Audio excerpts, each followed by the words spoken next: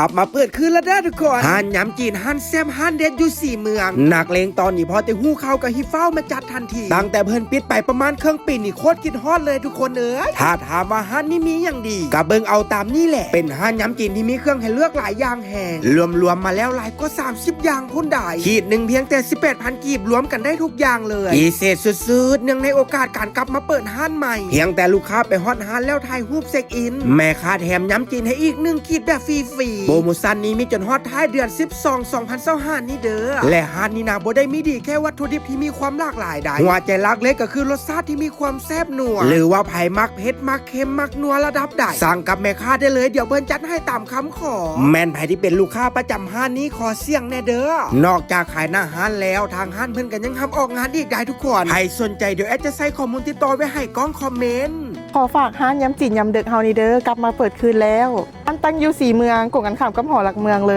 ยร้านเปิด4 โมงแรงจนฮอด12 โมงกลางคืน